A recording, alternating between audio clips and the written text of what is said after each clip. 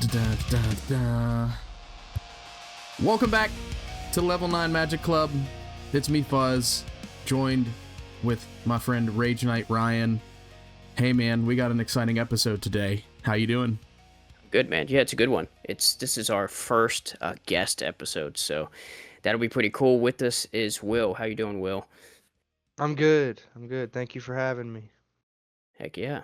And this Thanks for guy joining is us. our DM, so he's got like special cool status because he gets to DM for us every once in a while. Yeah. It's a lot of fun. So I've never played Dungeons and Dragons before. I've always heard about it. And the interest I got from it was from Stranger Things. And when they said, Yeah, probably a lot of people. yeah, when they said, hey, we're thinking about putting together a group, I was like, yeah, I'll definitely try it. And I'm really glad I did. Will makes it really fun. And I've had fun every time we played. So that's really cool. It's exciting. So, Dude, hold up. Before we go any further, dude's like marking all his kills on the back of his sheet like he's a boss. So don't think he's cool by any stretch of the imagination. I do. I'm like Gimli. How many I'm gonna kills you make got, sure- Ryan? How many kills you got? Yeah, exactly. What a jerk. So, but yeah, so Dungeon Master Will is with us today, and thanks for joining us. Number one, we're really excited to have you and talk about Magic in general, and probably mainly Commander. And I don't know, I'm excited. I've never got to do this Yeah. before, so like our Well, yeah, inaugural thank you guest guys episode. for having me. I'm excited to be here. Awesome. All right, well, let's hop into it because Fuzz is going to keep being excited. So, Well, before we hop into it, make sure you like and subscribe if you've listened and you've listened to a couple episodes, and that way you get notifications whenever we come out with new episodes every Monday. yep, abduct the right. like button. Now you can go ahead. Okay, so I figured we'd start with this since Will's new. Introduce yourself a little bit. So, how did you start playing Magic? What's that journey look like? And then finally culminating into playing Commander with us, of all things. So, for me, Magic started out just as, random packs being bought at the store. Like I'm sure a lot of people had that where, you buy the packs just because they look cool, have no idea how to play the game you're buying. You're Oh, just yeah. asking your mom to buy you something at the store. And then probably late elementary school or early into middle school, I met people who knew how to play, who taught me how to play, and still probably didn't get really into it myself until high school. Just again because I had friends who got more into it, and I had parts of the game I was more interested, found cards I was more and more interested in continuing to play, and got really into Modern right around late high school or maybe even after I graduated, and played a lot of Modern. That was my game of choice.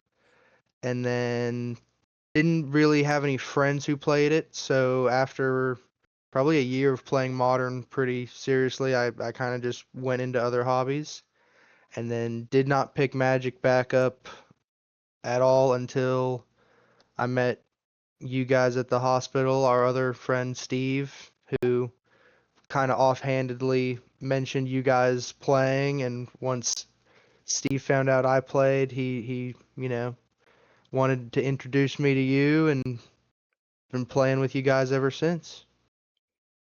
Oh, yeah. And I will say, Modern, we kind of did a stint of that, right? Before Commander really grabbed us. And that was just a way for us to, like, what was it, 8th edition up? You can play in Modern. So you can, it was like Commander, right? Oh, I can use all these old cards in this format. And because I think at that point, Fuzz and I were mostly playing Standard, and we're like expanding it with Modern by playing Yeah. some of the cool old cards. And then when Commander come No, out, I'm kidding. right? I mean, And then Commander come around, and we're like, oh, look, we can basically play everything. Sick. Oh, and there's Mhm. 100 cards, which was weird. So weird going from 60 cards to 100. It, like shuffling. We didn't know what to do with our hands. We're like, I don't know how to do this. This is insane. You sleeve Ab- them. It's like 3 feet tall. It's ridiculous. Yeah, and the singleton format, I think it's so different from that regard. I mean, modern, you can Hmm. stack your deck. You might be playing 60 cards, but there might only be, 10 or 12 different copies of cards in there. Yep. You go to Commander, everything's different. Oh, Yeah, and absolutely. I know Fuzz and I were talking a lot about consistency in a couple of these episodes, and yeah, that was Hmm. really a hard learning curve for me because like I was so used to, like you said, having a play set of stuff to make my deck run nicely. And in Commander, I'm like, okay, I can only have one Farseek. Okay, what else? Okay, Rampant Growth. Is that it? Like, okay, let's keep looking. What I Yeah, got to get a card that does the same yeah, thing in multiple different versions. yeah. Well, and someone kind of brought that up to me. A new player asked me what I thought about them reprinting cards that kind of do the same things in different sets. And I brought up that that's exactly what Commander's good for, is being able to run multiple copies of the same effect with a different name. Yeah, Whereas, otherwise you get one of everything, period. yeah, definitely. So let me ask you this, Will. Um, when you said that you'd go to the store, I remember going to like Shop and Save and buying like Pokemon cards, maybe some baseball cards. Was that Hmm. your experience, or were they just like Walmart or So the big one for me was Books a Million. really? Actually, yeah, we had a large Books a Million where I'm from, and Yu-Gi-Oh was really big, and literally older kids, early high school, late middle school probably, would actually sit in the Books a Million playing Yu-Gi-Oh. So, and I watched the show as a kid, so I was really into Yu-Gi-Oh, and I had a ton of it, but then, and I also had a bunch of Pokemon, but right there next to it on the same shelf as Magic. So, I would just occasionally pick up a pack or two because it was there. That's so cool. And were Yeah. you in the area, the area? My goodness, the era of like rubber banding your cards together whenever Oh, you started playing. absolutely. Yeah, that's. Absolutely. I Dude. remember being a And kid and doing that with my Pokemon cards when I was 5. Like that's how you took them back and forth to school. You Got rubber that banded them. Charizard, banded it up. uh-huh. Yeah, dude, and like I remember for some reason I'd have sleeves on stuff that definitely wasn't worth anything, and then other stuff would be, just bare, just out there. The good stuff. And they'd all So, be sleeved together. Yeah, oh yeah, definitely. now, My did God. you ever go to a local gaming store in that time, or was it strictly just the going to Books a Million or maybe Walmart and picking up packs? When I was a kid and not really truly playing the game, it was always just going to like a Walmart or a local store and picking up the packs. Once I started playing a little bit more consistently, then I would go to a local game store some. Okay, and then, well, for me, I remember my wife worked at Kmart. That was one of her first jobs, if not her first job. Hey, me too. Yeah, and they sold Magic cards there, and I remember they built like the little pre-constructed 60 card decks, and one had a flame blast dragon inside, and it was foil. I thought it was the coolest thing. I was like 19, 20-year-old being like, Yeah. yeah, I got to get that deck. And I Hmm. still have that foil flame blast dragon. Man, I can't talk. So, a couple more questions based on your answers to his question. Um, so I didn't hear, or I'm just so excited and full of joy because we Yeah, get to he talk to just somebody else. said Yeah, excited like 5 times. yeah, I know. Um, did you say how old you were when you started? Like actually started playing, I think I was in the 6th grade when someone officially taught me how to truly play the game. Like I understood loosely phases and attacking and how to spend mana.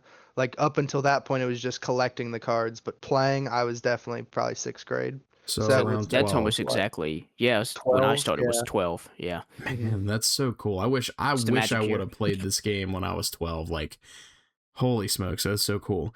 And so you were talking about how you played Modern. Hmm. Was that your first format, or were you kind of like me where you started in Standard because that's if you got the newer cards? Like, how'd that work out for So, you?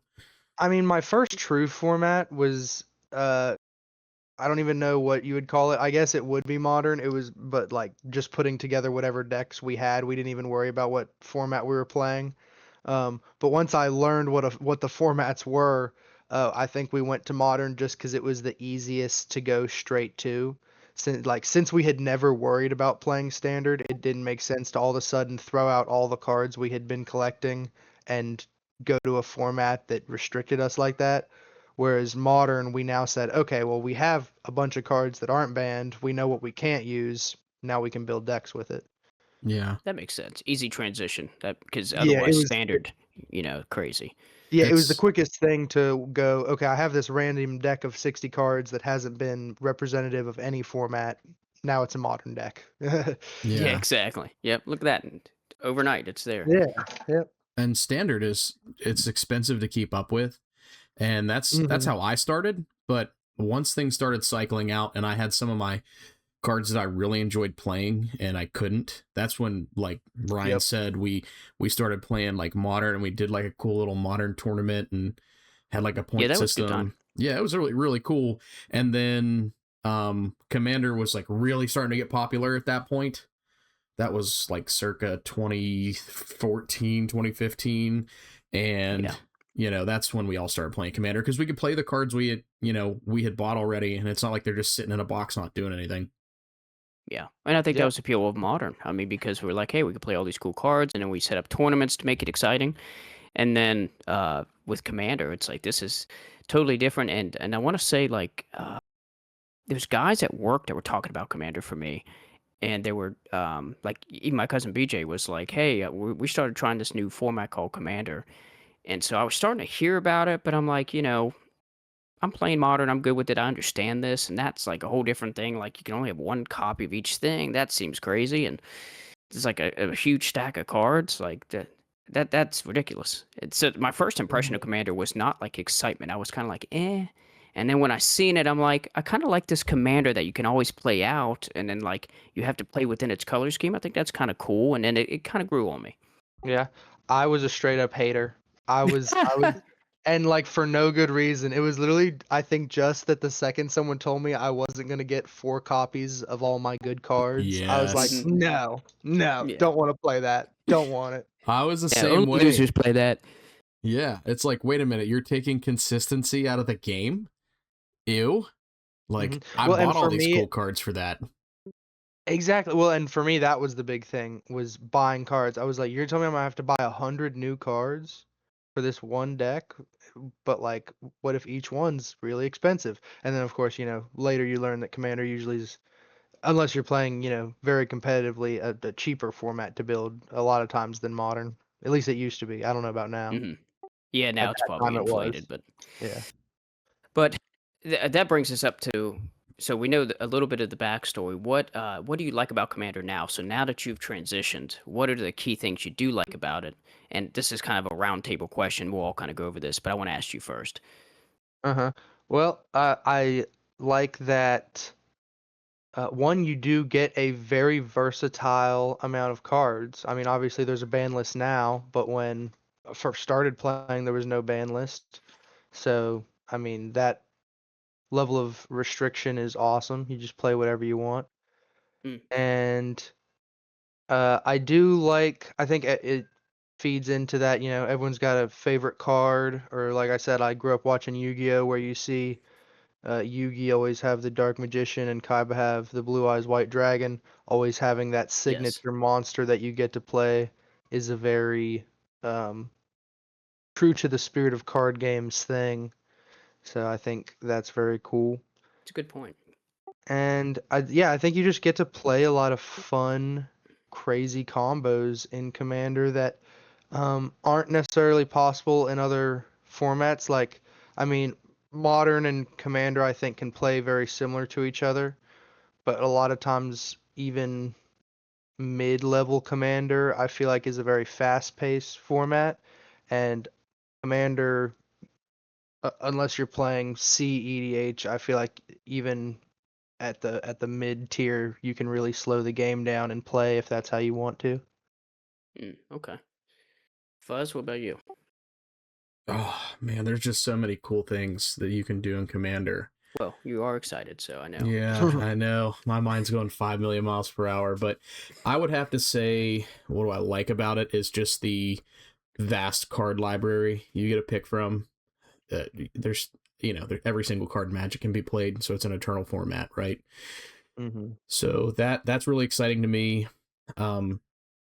Getting to play with my friends, man, like it's one of the last things that we solidly do pretty frequently. That guys from high school, that's our excuse to hang out with each other. So that's really fun. So those are probably my two favorite things about Commander. It's just the vast card pool and being able to play with, well, even like our new guys, and playing with you, Will. It kind of branches into Dungeons and Dragons too, so that was really cool. Mm-hmm. Like Magic is kind of a board game gateway drug for me. Mm-hmm. Yeah. Yeah. What about you, Yeah, and dude? that's yeah, I'm with you, right? It's the bringing people together is a good time. Try to make an event out of it, and it's something I look forward to a lot and get a lot of enjoyment out of. So definitely bringing people together, and I like the pod format, which is not. It's kind of like its own thing with Commander almost, where like with modern standard, it's 1v1s. I worry about Mm-hmm. one dude, no big deal. Best 2 out of 3, cool stuff, right? But with Commander, it's like we're gonna put 3 other dudes beside yourself here. It's a pot of 4. It could be even worse. Even you could have 5 and 6, if you want to get real nuts with it. But then it's Mm-hmm. just mass chaos. There's so much interaction and stuff happening, and like people like trying to do these weird obscure things over here, and this guy's like he's trawning, this guy's big stompy, this guy's he's a jerk doing combo stuff. You don't know what you're going to come across and how interactions are going to play in. So it's kind of it's Mm-hmm. exciting in that sense that like there's just a lot that could happen. And I don't know, for me 1v1 starts to become too easy because I just have to worry about this one dude. And when you introduce the pod format, it gets wild. I think it's a good time. Mm-hmm. Yeah. So So, oh, go go ahead, ahead. I'm Fuzz. sorry, I'm buddy. drowning you out. I'm drowning you out. Go ahead. You're No. excited? Get in there, man. All right, I'm gonna get in there. So I've been happy this whole time, so I'm ready to bring the doom and gloom. What do you Yes. dislike about the Commander format, Will? Ban more cards. Honestly, just ban more of them. Boo. Ban more cards. I mean, that's probably not even I like, that's my opinion, but I know it's probably not a good opinion. I should just, get better at interacting with the cards I hate. But genuinely, that all is all it comes down to. There are cards that are staples in Commander. Looking at Cyclonic Rift here, hate to see it. Mhm. Don't play that against me. But and that's just a personal thing. I just hate certain cards that I always have to end up seeing as staples in Commander. But that is true of every single Magic format. Uh, like you're always gonna have cards, even with Standard, where it's a cycling format, where you go, oh, that card I hated left. There's a new one that just came out that I hate. Yeah. So And would you say you like maybe that lends itself to like when you're playing Commander, you prefer the more casual fun pods of like let's try to grind this out. There's not a lot of toxic play. Like I'm not constantly countering and killing and doing stuff. Or like you're gonna do some stuff, I'm gonna do some stuff. There's some minor interaction with each other, but it's ultimately like racing to the finish. Is that a good representation? yeah, I'd say so. I mean, like I don't even have a problem with people trying to win fast. Mhm. As long as it's like you said, and even counter spells. If you've got some counter spells, that's cool. But if it's one of those, I'm gonna play my commander out and then counter everything you play and hit you for 21 commander damage with this one creature while you have to sit there, not a Mhm. big fan of that. You Yeah. know. Makes sense. Um. So yeah, I guess it's all about, I want to be able to play the game, but so even if you win fast, just don't stop me from playing the game. Gotcha. Fuzz? Ladies and gentlemen, we might have a little bit of controversy here with that, because I'm on the opposite end of the spectrum. I'm You're on the saying spectrum, all right. I'm Sorry. I'm saying unban some cards. There are some cards that need unbanned. Release my boy I mean, Golos. well, I was gonna say, I don't even necessarily disagree with that. They can unban some of the stuff that's on there, but there's some stuff that's not on there that I just think should be. Hmm. Yeah, and I think they're kind of trying to meet players like you and I in the middle, where they have the Mhm. game changers list, which essentially is almost could act as a secondary ban list. And that's something we talk about pretty frequently is just make more than one ban list, and then let one be the Wild Wild West and one be the, contained or detained, if you want to look at that mechanic, format where maybe you don't get to play that Cyclonic Rift, because I like Cyclonic Rift a lot personally. Like, Honestly, I'd love playing it. I'd love using it on somebody. But at Yeah, the same it's great. time, too, I think it's one of those things for me, at least, because I'm a green player, is I'm going to return everything to your hand and just kill you most of the time. Yeah. But I would say, for me, what do I dislike is bad field changes. So when you have the no longer man, I'm just so excited I can't get the words out Wrap fast it in, enough. man. Let's go. Lock in. The no longer formed Commander Rules Committee, they broke up because they made huge changes because people felt bad about cards being played against them. Mhm. And I really dislike that. I think there's a time and a place to ban cards if they're really strong, like Grizzlebrand, for example. Man, he's really good. Now, I would make the case that I think he should be unbanned, but it's very easy to see why he's banned. Like, play him, you can easily, I don't know if anybody's ever played a mono black deck, but Will has a great one that copies Cabal Coffers and gets mana out 1,000 really times. really fast. Like, Woo! turn 1, turn 2, you have like 10 mana in the pool kind of fast. It's really cool to see. So being able to get him out and using your life to draw a bunch of cards, you're going to win the game at that point. So he would definitely be a C EDH commander. But so I'm just not a fan of, like, man, all these people have bad feels and we're going to make a change. Like, there's still a half the Magic community that likes to play those cards, guys. So it's tough. It's a fine line, and now Wizards kind of controls it, and I'm still on the fence if that's a good or a bad thing. So far I think his name's Gavin Verhey. I think he's doing a really good job of trying to compromise and meet everybody in the middle. He posts a lot of content about changing rules, what to look for, mistakes, good things that they're making in the game of Magic, because he's a card designer for Wizards of the Coast. So heck yeah. Yeah, so I think he's trying to get people on the right track, and he has the spirit of the game close to his heart, so that's cool. But I would really like to see Commander players in general stop whining about every little thing that happens or every little card that might make him unhappy. Because if you look online in forums, there are so many people that are like, oh, well, we're playing bracket 3, and then they say, oh, I played my deck, and then they complained about it being actually bracket 4, and that part to me is kind of convoluted. Yeah, it's like you're gonna take a bite of your favorite fruit, but there's a worm in it. So I don't know. Yeah, they need distinct stuff, man. They need, like, if you're going to play competitive, like, it's a separate ban list. So those guys kind of go more wild. And if you want those casual games, which I believe really was how it started, it was supposed to be a casual format, and still they're fighting to make it that way, then have that. So that way guys are not, like, disenfranchised. Like, you don't, if you sit down and you say, I'm a non-competitive player, I'm in whatever bracket, then hopefully, like, there's just a list from Wizards that says, here's that's non-competitive, here's competitive, and that way everybody knows what they're getting into, and no one's caught off guard and saying, well, wait a minute, that's not bracket 4, you play this, that's a game changer, that you got multiple game changers, we can't do that, and it starts fights, and you're not there to fight with people, you're there to have a good time. So we can eliminate that with clear, distinctive cards in one realm with the other. Yeah.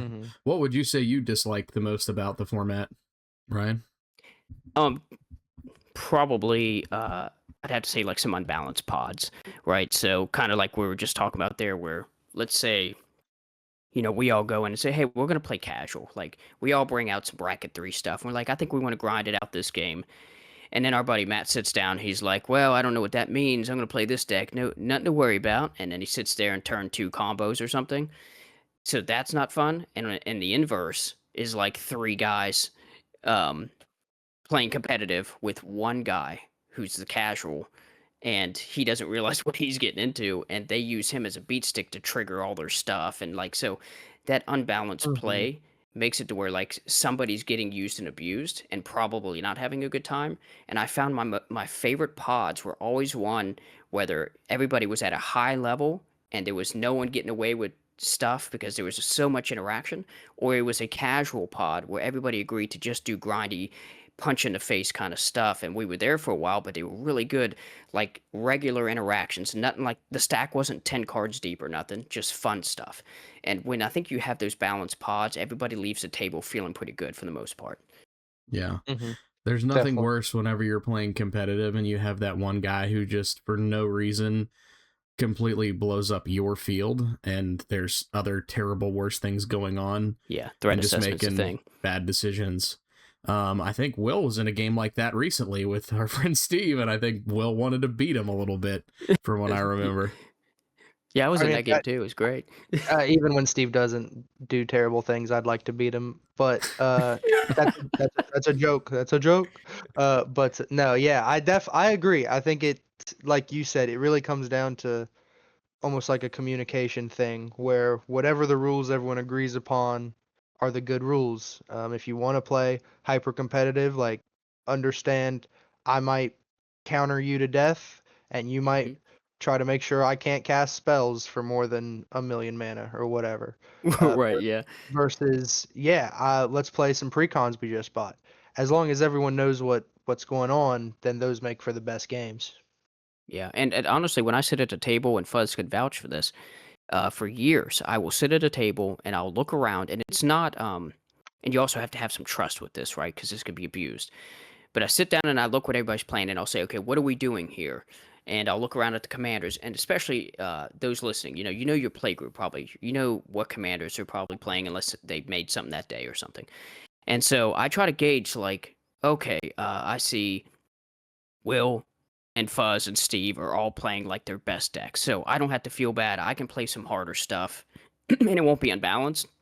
But if I see that they're playing like some more casual stuff, then I'll tier down to match that level. Now, somebody else who's going in there for the wrong intentions, like he's got to get the W no matter what, he's not worried about that. He's like, nope, I'm playing the best thing I have every time. I'm trying to rock people out. But I definitely look around and try to gauge so that way every interaction is balanced and more fun. Yeah. What do you guys Mhm. think about Definitely. this? Um, there's 5 brackets. I think that's too many. I think you could probably break it down into like 3.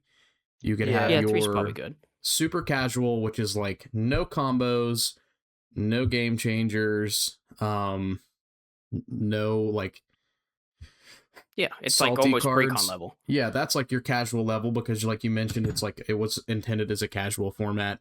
Then you have Right. like your middle bracket, which is a little bit more above casual, not Mhm. like trying to end the game real fast. And then you have your no limits bracket, where Yeah. that's anything goes. Like the gloves are off, let's do this kind of thing. I So, think that and it makes would more sense. basically take the Yeah. place of 5 in the sense of like if that bracket 1 or whatever that low tier you just spoke of is what is now known as like bracket 1 and 2, and then the mid tier would be bracket 3 and 4, and bracket 5 CEDH.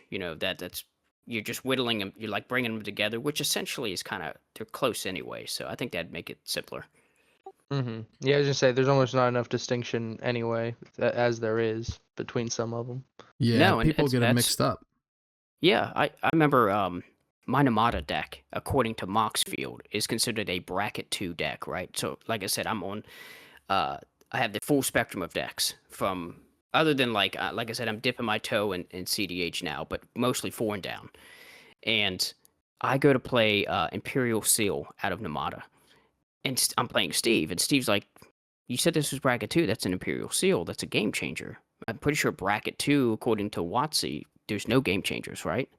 And I'm like, I don't know, because to me, the bracket thing, I'm like, I don't care. But I look and I'm like, no, Moxfield told me when I uploaded my deck, it's a bracket 2, and here's why. So I trusted what they said, and I made it, I considered it bracket 2. Mhm. And then he looks it up on WotC's website, and they're like, yeah, right there, it says you can't have game changers. Imperial Seal, game changer. And I'm like, oh, okay, well, my bad. I have no idea.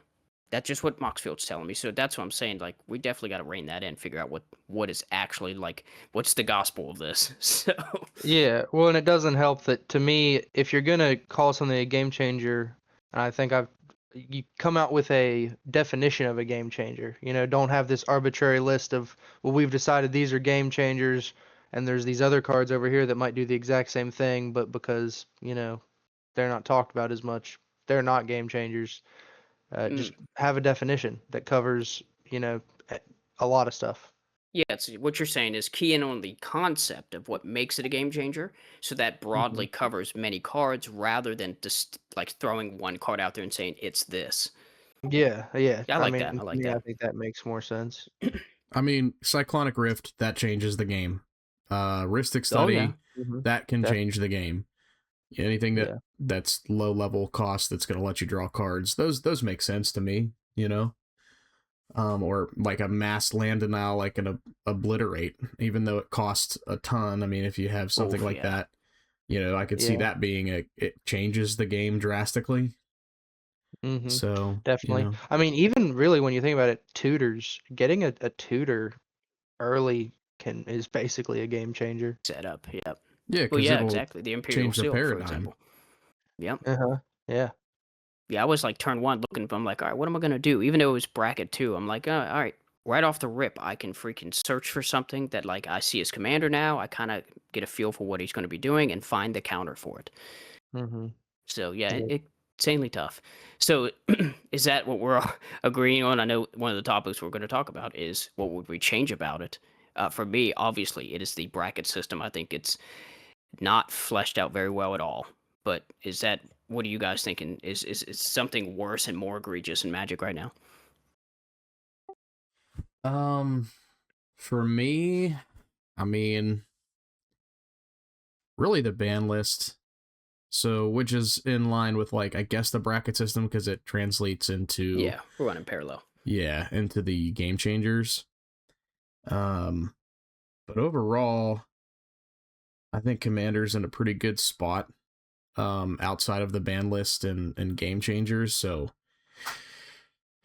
for me, I would say it would be that because I just don't think it's a good like I said it before. The bad feel bans don't make sense. They just don't. What do you think, Yeah, Will? yeah. I mean, if I could change one thing, it would be make it cheaper. I wish this game was just cheaper. Amen. But I Yeah. think I almost feel like that's a cheat answer. Yeah, everyone would No. say that. So, I would I mean, I agree with Ryan very much on the bracket thing though. And like if we're gonna have brackets, like actually adhere to them or just agree that it's whatever your table wants to play. That's always the rule of what everyone agrees upon, I think is always the best rule. But yeah, if you're gonna use the bracket systems, let's flesh them out and have some specifics. Or at Yeah. least just make it very clear on what is and is not being played in each one. Yeah.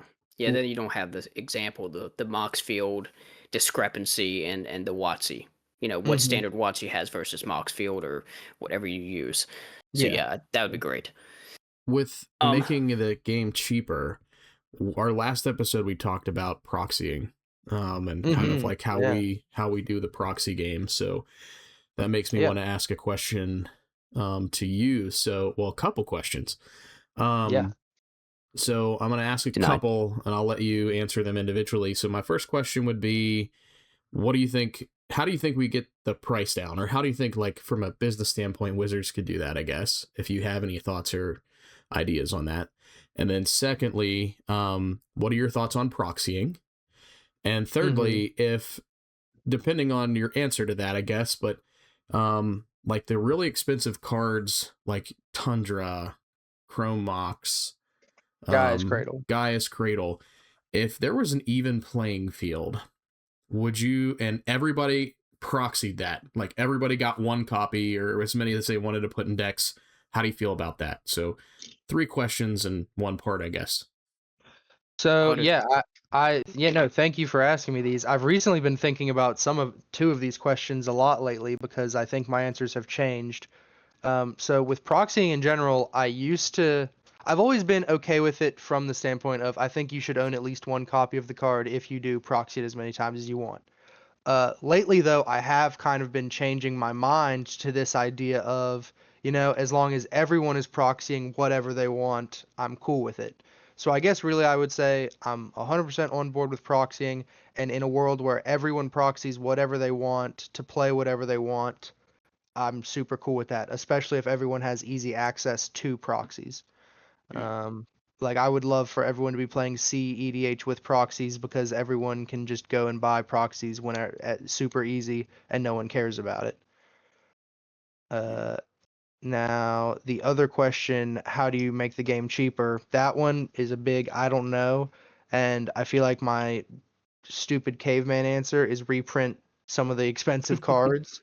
But I don't know. There's part of me that feels like that wouldn't help for some reason, just because somehow WotC would make it not help. But I mean, to me, yeah, the simple answer is reprint some cards. I agree with you 110%. We actually talked about that. Walking that fine line, because you still want the company to make money, and you still want Magic to be successful. You still Oh, want your definitely. local gaming stores to be successful. But I think everybody wins if you, and yeah, everybody wins if you reprint some cards. And we were talking about, you don't even have to reprint alpha beta set. Like, reprint some stuff in the last 10 years that have Mm-hmm. only been printed one time. I think that would be a great Yeah, way to do it. exactly. Yeah, 100%. I think a Right. perfect example of that was Noble Hierarch for the longest time. Like Noble Hierarch up until it got reprinted a few years ago, like sat at $50 and $60 forever. Not because it was used even in that many. I mean,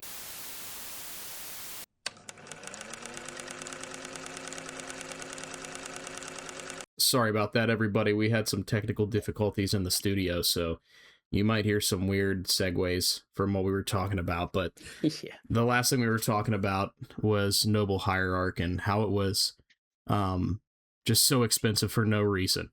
Yeah, it's a lot of things, unfortunately. I can't remember if we asked Will and we were talking about how like maybe reprinting cards, try to bring the price down, but you also there's a fine line of keeping the game successful because you want it to survive. So proxying, I mean that's why I kind of got into the proxying too, was the cost. It's insane. Yeah. So, Will, what would you say is your favorite commander? Sheldred for sure of the decks I have, which is only three. But yeah, just based on playing the deck and I love the hate that Sheldred gets from other players. So Oh yeah, definitely Steve's terrified. Yeah. Sheldred. And I would say for me, out of the decks that I've played against you, Shouldered's probably my favorite. It is really fun to watch whenever it starts getting like that engine's going, and it's man, Hmm. it can be terrible to play against. Don't get me wrong, but it is a lot of fun to watch. Yeah. Well, The you throw 1,000 Cabal coffers on the field and dump a million mana and see how you feel. Yeah, Yep. I'd feel pretty good if I was on my end. Oh, Right. it's a Yeah. great time. What outside of Shieldred, what's your favorite card in the deck? Ooh, in the deck. Definitely Phyrexian Obliterator. That's my favorite card in the whole game. Uh, just such a brutal card. I love people's reaction, especially new players when they first read it and they almost can't believe it's a real card that got printed. Yeah, Um, it's so it's yeah. it's bonkers good. It's not as good in Commander as it was in like Modern and Standard, because it's you only get one of them because you Oh yeah, got four definitely. copies. But holy smokes, he hits the field, you got to remove him with like destroys. Like you can't do combat damage to him. He's just too dirty. You know what I mean? Yeah, 100%. 100%. uh, so what would you say your favorite commander is, Ryan? Well, like I'd mentioned before, you screwed everything up.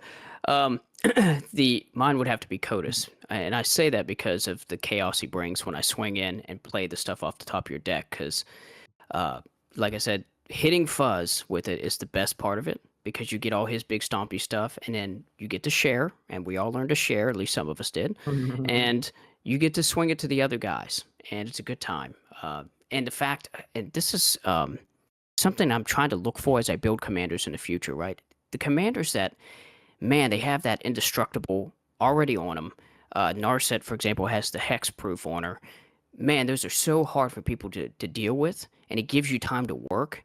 it kind of gives you peace of mind playing them. I do like that aspect too. So I can throw CODIS out, know that there's a good chance it's coming back around to me to do my shenanigans as well, and then kind of assess the target. Who's got the goods that's going to help me win this game. Um, I don't know if I ever want to go for like the combo player because more than likely, you might top deck one of their combo pieces and they're tutoring for the others, and it's no guarantee you're going to get that. I feel safer hitting somebody with good permanence. That's why typically it's Fuss the target Mm-hmm. because I just want the big stompies out of his deck so I can swing them, and that's probably the most fun. What about you, Fuss? I hate CODIS, for the record. Good. Yeah, but I don't like sharing. I was not taught to share well. Failed kindergarten for it. Yeah, I did. Had to repeat. It's a My toughie, that favorite one. commander, man, I got some cool ones that I enjoy playing. I would have to say my favorite commander is one that is no longer a commander deck because he's banned, but that was Golos. He was Yep. so much fun. I enjoyed playing the 5-color decks. He was really strong. I don't think he was ban worthy, and we talked about this before, but he's really good. He gets you a land. You can play some spells for free. My favorite way to kind of win the game in that deck was Agent of Treachery paired with Deadeye Navigator. And because he was 5 colors, I had so many different ways to generate like tons of mana. So I would just start bouncing the Agent of Treachery and stealing everybody's stuff. So it was kind of in a way my own CODIS, except it was stealing stuff that was already on the field. And then if you tried to target him, I would just bounce him so you couldn't get him. And then if you controlled 3 or more permanents that you don't own, you get to draw 3 cards. So not only did Agent of Treachery let you steal it, yeah, it was 3. And not only does he let you steal something, but if you own or if you control 3 cards you don't own, you draw cards. So it makes it even better. And that's kind of how I would start shutting down the game, because I would generate so much mana and my mana base would be fixed because of Golos that I would start stealing lands so nobody else could play anything. So I'm the bad guy with CODIS. Yeah. I no longer can be the bad guy, but if he ever gets unbanned, oh yeah, you better bet he's coming back. He's definitely coming back. Yeah, I think they should. Again, there wasn't a time where you played CODIS before where I'm like, I'm so overwhelmed, I can't do anything. Like, I could interact with CODIS. I'm sorry, I'm speaking about CODIS and I'm dumb, but Golos rather. And you'd play him, and it was totally reasonable to play against. Yeah, you were doing crazy stuff, but so was everybody else. So, I don't see the big deal. I guess at other tables, maybe he was just wrecking people. I don't know. It was asymmetric in other pods, but for us, I felt like it was still balanced. I mean, did you feel like you were just like every time you played Golos, you were winning the game? Maybe you were. I don't think so. I remember winning the game in epic fashions with him. Sure. But I would just say the only thing that was really good about the deck is that it was consistent. Just because he was kind of like a Solemn Simulacrum, but you could get a land, right? So every time he ETB'd, you get a land. And it would help himself, because even if you removed him, you still gained 1 extra land, so you only had to play 1 to pay his tax, if you think about it. So he was, I think he's a 5-drop, 5 colorless.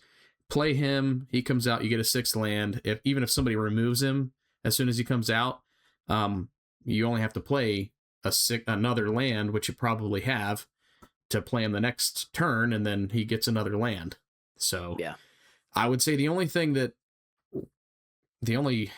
was a really good upside, but the downside to your opponents is that he was consistent, because he could fix your mana base to play whatever you wanted. But you can do that. Like, I still do that. I don't need Golos to fix my mana base to be exactly what I want it to be. Being able to mana fix is, it's so man, easy it lets you Commander. adapt. Yes, there's so much stuff, and as long as you can fix your mana base and stay in the game and have a decent draw engine, and it adds answers to your hand, I mean, you're good. It really comes down to lands. And speaking of lands, what would you say is your favorite game mechanic or keyword ability? I don't know if this really counts as a game mechanic, but siphoning of any kind, really, any kind of gain health, you lose health. I'm a big fan of. I guess extort is that as a keyword ability. Yeah. But And a good one if too. if it was common keyword ability, it might have to go to Death Touch. I think Death Touch is just the best thing ever. I like it. What about you, Ryan? Recent play, I've been trying to abuse double trigger mechanics quite a lot, as much as possible. I think Will just told me about Krang, allow me to double trigger on the draw for like my Necrozar deck, and for my Locust God deck. So anything that says double triggers and like your rocks and other good, like a commander, for example, they're so fun, and I think it adds some crazy dynamics, some crazy abuse of the game when you start playing that kind of stuff. So definitely like that. And then I think this Ashland commander that just hit, watching it cascade so much has made me super jealous, and Cascade I really is awesome. want. It's insane, isn't it? So I kind of want to Yeah. like get that thing going for me. I need to step my game up with some cascade. So that would be mine. What about you?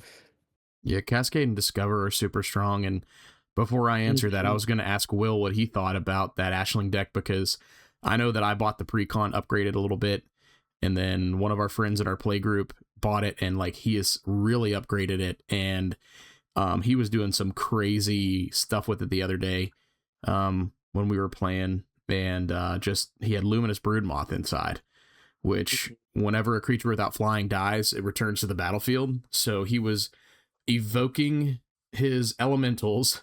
He was getting a copy from Ashling. Luminous Broodmoth was bringing him back as a flyer. What do you think? I mean, tell us your experience with that deck and how crazy it gets. I mean, I don't know if you remember it, Anthony, but even before those decks got upgraded at all, I said I think this is the most powerful precon they've ever come out with. And honestly, seeing them upgraded, I would just like to say I was 100% right. Yeah. I think that it is the closest thing you could do to buying a precon and getting it to like CEDH level or near CEDH level. Yeah, I could see Yeah. it.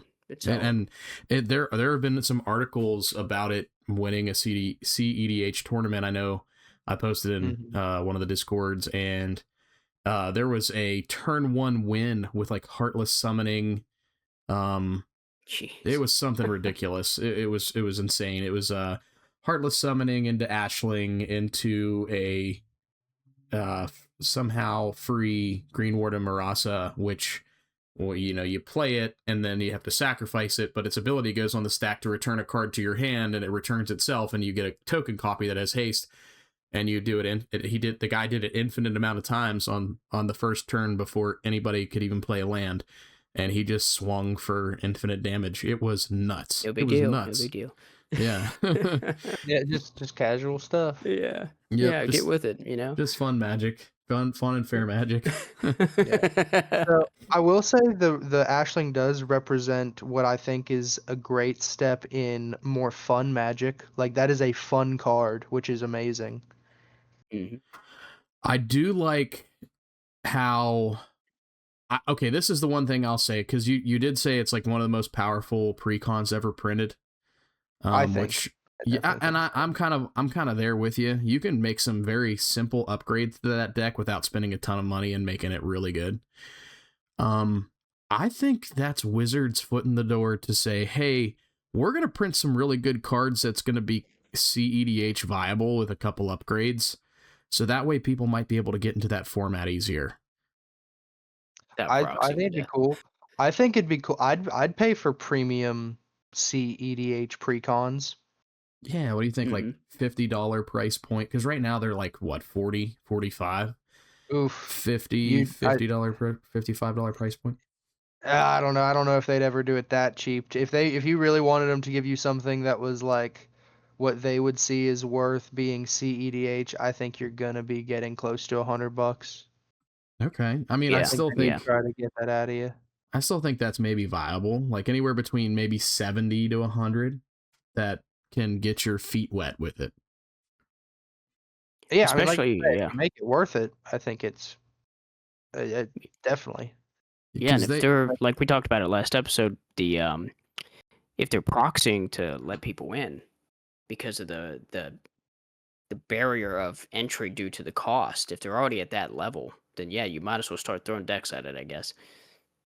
Right, and it's not like you're just going to be able to take those cards into standard or modern or Mhm. anything. It's going to be almost exclusively commander. I think you might be able to Mhm. play some in legacy, but if you focus it around like the way the game is played, the commander game is played, it's probably not going to do much in like legacy. So Yes. those players won't care about it too much.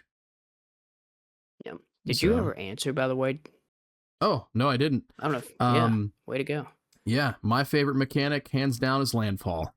That Makes might sense. be. Landfall's so cool. It is. There's so many. Arguably, lands are the most powerful cards in any deck. Period. Especially whenever you just play a land and you get to do something for it, like put a 1/1 counter on all your creatures, or Lotus Cobra, play a land, get a mana. Yeah. You know. Yeah. I've always said that the best effects are anything where you just get rewarded for playing the game. Absolutely. Yes, and landfall is definitely that ability. Is you play a land, you get to do something awesome, and there's tons of cards. Zendikar block was really good with that, like landfall triggers. Mhm.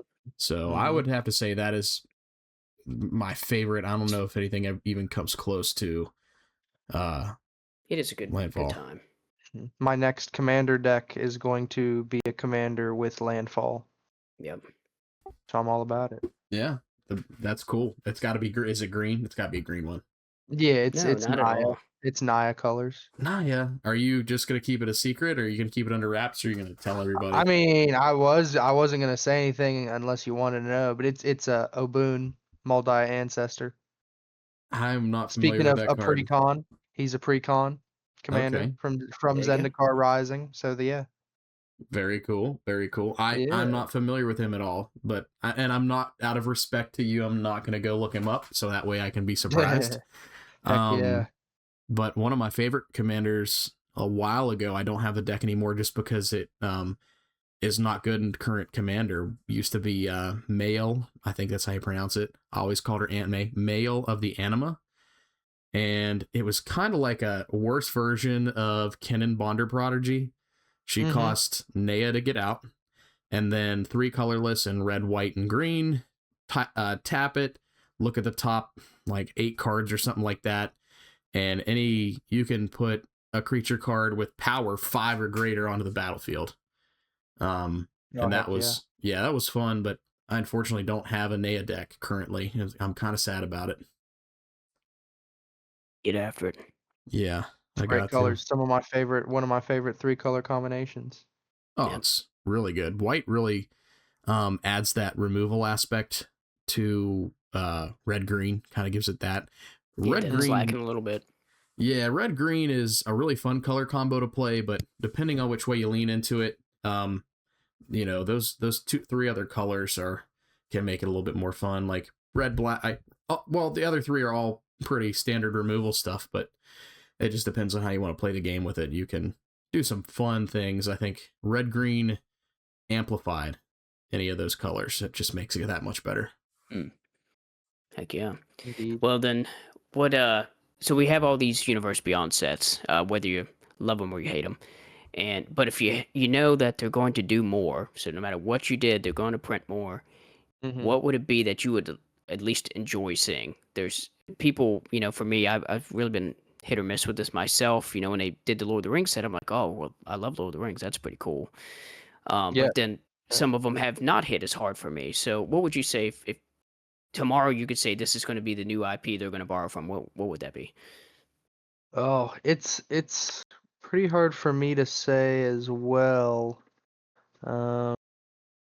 But I would love to see them do more old cartoons from my childhood, I guess. Similar to how they did Avatar. Yeah, it was great. I mean, for me, like you could even do. I don't know if there's any one show I can think of that quite has like cast of characters and story behind it, like Avatar does, that you could use. That comes to mind immediately. But just anything like the entire cast of Cartoon Network. I mean, if they made good Yeah. cards for it, it'd be hard for me not to be pretty excited about it. I want to play Samurai Jack as a commander. There you go. Let me Ed, let me put Johnny Bravo in a deck. That'd Ed, be Ed, and crazy. Eddie. That's what I thought too. Yeah, Could you imagine exactly. picking a card? Yeah, Three color affinity. Yes, I Courage thought the of Courage. Cowardly Dog. Yeah, 100%. Some of the awesome black cards that would come out of Courage the Cowardly Dog. Oh yeah, Heck definitely. yeah. Yeah. So yeah, I mean, like it for me would be something like that. It's all about if you're gonna do Universes Beyond, it's all about the nostalgia, I think. So Good point. Fuzz.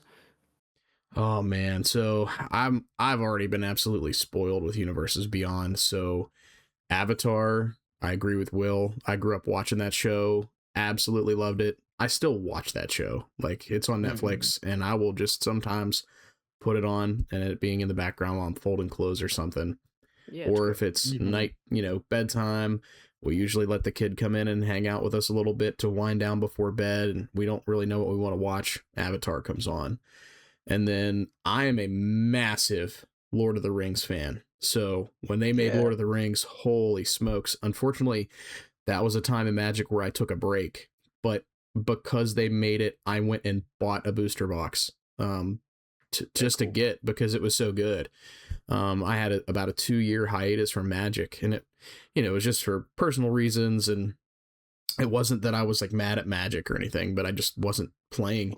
But I was like so pumped about Lord of the Rings that I was like, I gotta get the set. Like I have to. It's like my favorite fantasy world. And then I'm really excited about the Hobbit set that's coming out this year. I'll probably get a lot of it.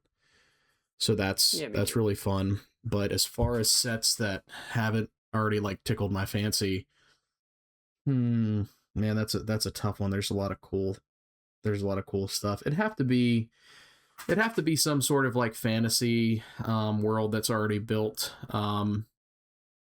something similar to Lord of the Rings. I don't know. What's like your favorite games? I mean, you played Halo, Gears of War, those type of things. What about stuff like that?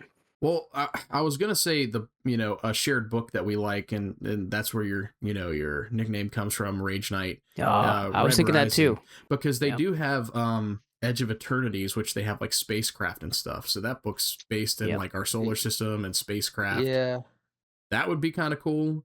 It'd be a great idea. Yeah, absolutely. Well, yeah, Will actually has the and I do now too, but there's a Red Rising board game as well, so it's already kind of like it could happen. But I don't know if it's got that big of a following. Right. I think so. I think it may. You think? I see stuff online that suggests to me it may. Oh man, that'd be cool. Just the characters in that, like Darrow, like that'd be so cool. And then but I guess if there's one for sure that could plausibly happen, it'd have to be like Gears of War. I think that would be an incredible set. You could do a lot. It's got a really good storyline that's been fleshed out, and there's just so many different things. Like, could you imagine like the Hammer of Dawn being a board clear, like a board wipe? Yeah. Like, how cool would that be? So many cool equipments that could be printed from that. Oh yeah. The Lancer, that'd be so cool. Yeah, exactly. Do you remember the sawed-off shotgun from Gears 3? Like that was just the Gnasher. No, the Gnasher's your normal shotgun. The sawed-off was the one where you get one shot and you have to be up close. But if you timed it right and you were close enough, you'd blow them in half. Jeez, crazy. Yeah. So I would say that'd be cool equipment, or maybe just a little burn spell or something, like meet the stipulations. Heck yeah. Yeah. But that's what I would like to see. But Will, as our dungeon master, like we mentioned before, would you like to see? We've had a D&D set or two already. Would you like to see more of that, or do you think we should just stay away from the D&D side of things? I'm fine with that. I think D&D is a really cool IP. I think there's a lot of cool stuff in it, and I like a lot of the cards they printed for it. And the dungeon mechanic is kind of a weird one, but it's interesting. So yeah, I say go ahead and make more D&D sets. I'd rather see that than some other IPs they've made, just like personal reasons. So yeah.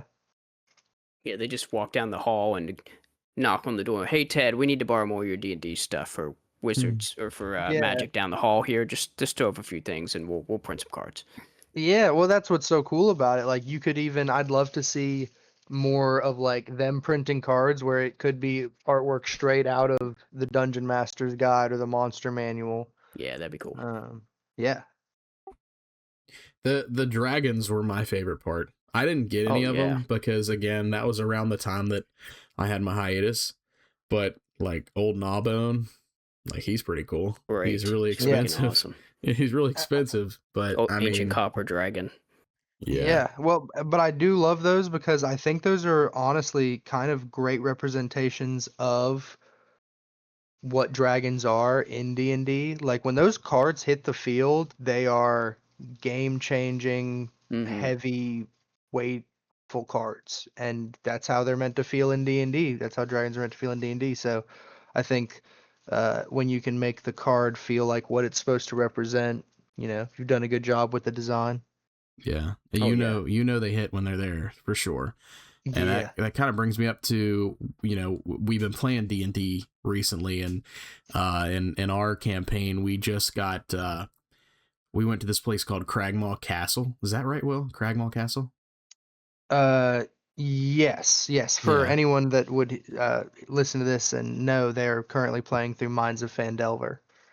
Okay. So you guys actually just got to Wave Echo Cave in the last session, but before that you're at Cragmaw Castle. Right. So the session before that, we were at Cragmaw Castle. We went and did our thing there, and before this we had met a dragon, and it was like a young dragon, not like I guess he's like, chump change compared to other dragons, but he'd still totally torch us because we're such low levels.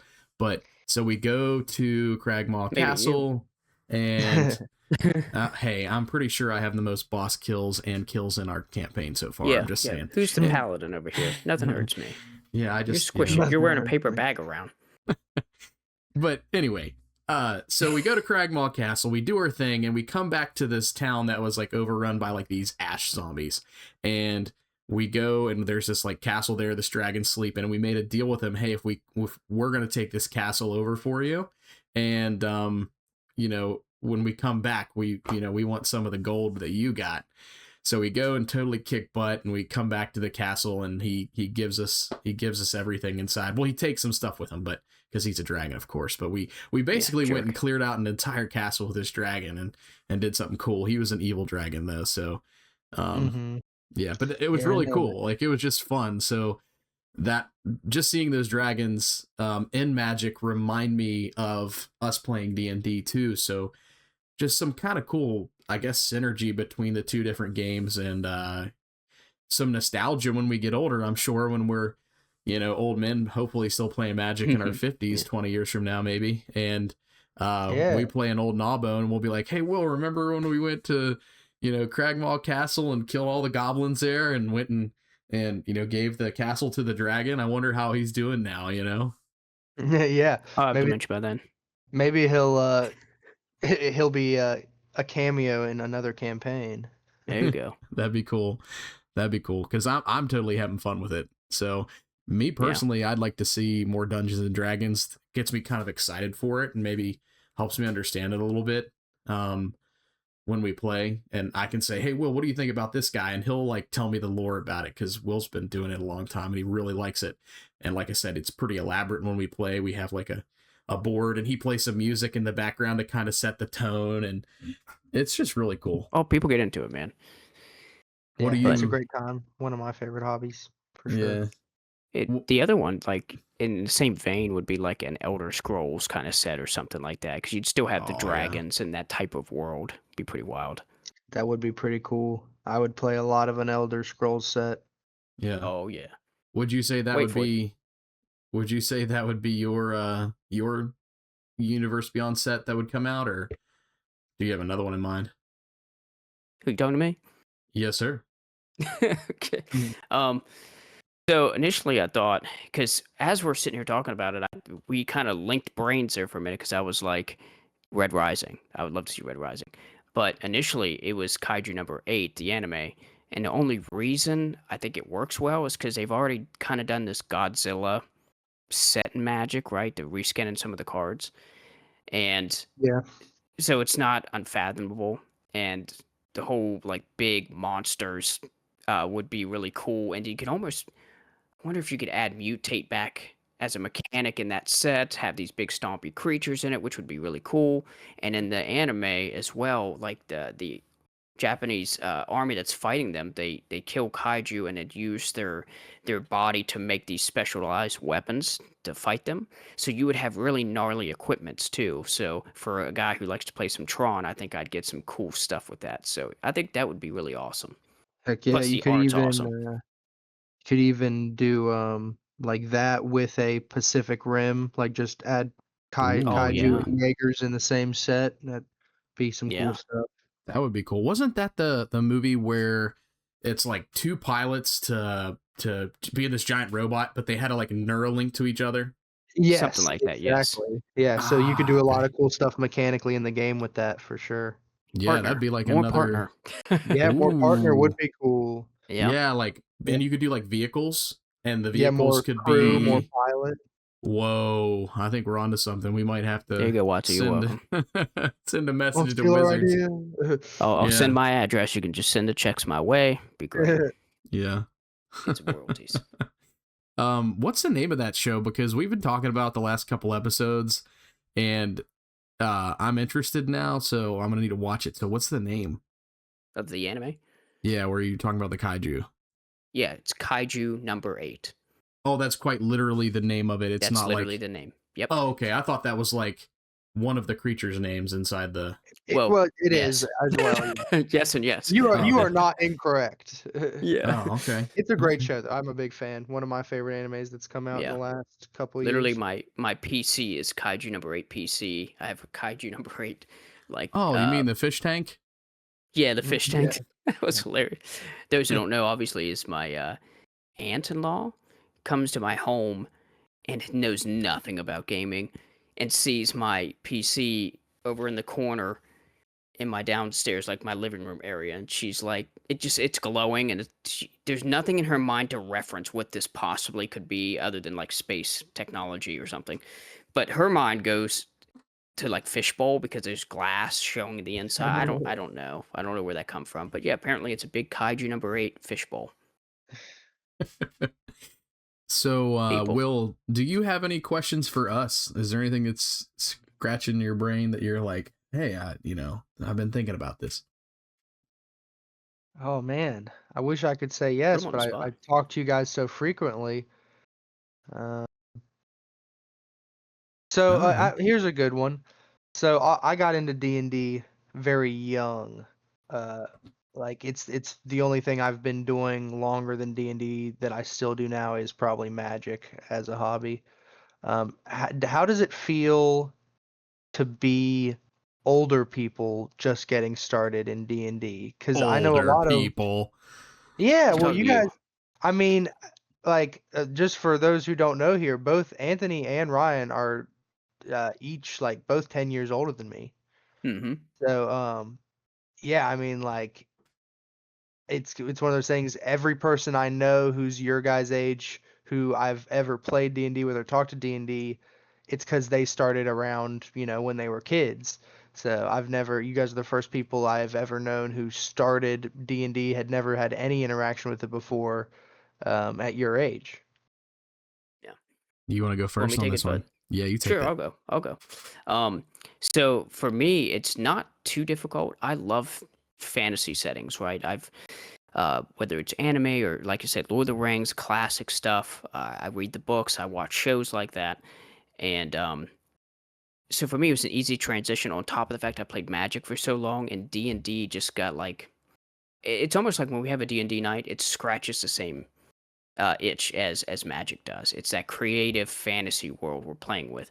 So Hmm. um, it wasn't hard to transition to. Like it didn't feel awkward so much. I'm also not very animated, but like the mechanics, like for me, it's like playing an RPG. I get that. I'm fine with Yeah. that. Yeah. Um, it obviously there is a learning curve, so um, going through the manuals and setting up my spells and kind of knowing how to do combat. Once I got that figured out, not too bad.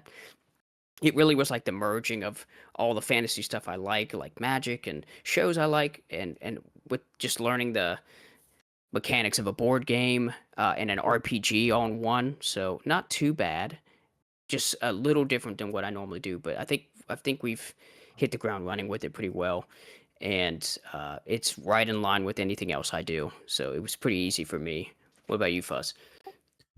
Yeah, so I'm actually glad you asked that question. I was thinking about this today, actually, in general. And first thing I want to say is I'm very thankful that you're our dungeon master because you have a wealth of knowledge. I would not be able to play this game without you. There's been so many times where, and you know this, I've just come up and said, hey man, I don't know what I'm doing, or how do I do this, or what can I do? And you will Will flesh you it out. dumb? Yeah, you'll be able to flesh it out. And the nice thing is, because you know I have a kid, I don't necessarily have all the time. Like even doing this like podcast is tough for me to do. So being able to do Magic, coach sports, do this podcast, having you as a resource to help me out and get me into the game is really cool. So number one, thank you for that. But I will say this, I really, really enjoy it. It makes me think back to when I was a kid, and you know, I didn't play board games per se when I was a kid. I actually started playing Magic when I was 18 out of high school. But it reminded me of kind of like the fellowship that I had and the camaraderie I had, and other things. So football was big for me. And when you play football, for anybody that has played a sport like that, whenever you're suffering and going through something with another person, you just get a different kind of bond. And for me, I was thinking about our play group we have, Level 9 Magic Club, and I'm just thinking like, man, we're just a bunch of kids. We're still just a bunch of kids, but we're in adult bodies and we have responsibilities. Yeah. And it's really a way for us to be those kids again. You know what I mean? Like, which is really just special to me. And it gets me really excited because my son is able to read. He's been asking me to teach him how to play Magic here the last couple of days, which is exciting. I'm really excited about that. But to have the energy to do that is kind of tough sometimes. And the patience. And the patience. Really, it's the patience. And then some of the kids he goes to school with that are sometimes you can look at a kid and say they're probably not going to be into sports for very long. As kids, they're going to be into sports, but in high school, they're probably not going to be so much into sports. I look at them and I'm like, I really hope they're still friends with my son because I can teach them how to play Magic. And if I can learn how to play D&D, you know, I can build them this world that they can get together and come to my house, and, you know, I can help AJ, and then maybe they can do their own group and have a friend group like we have, and just be able to hang out. You know what I mean? And it makes me excited for that. It makes me really excited. Yeah, passing the torch down. That's with me, my kids, same thing. It's like I game and as much as I can, like you said, as a parent, it's minimal. And then playing cards, they're seeing my friends come over and play D&D and like just have an active social life with his friends and doing stuff. So I hope like that passes down, right? That like let's get together with friends, value friendships. That's so super important. You said it before, you know, the bonds you make with people are the most important thing.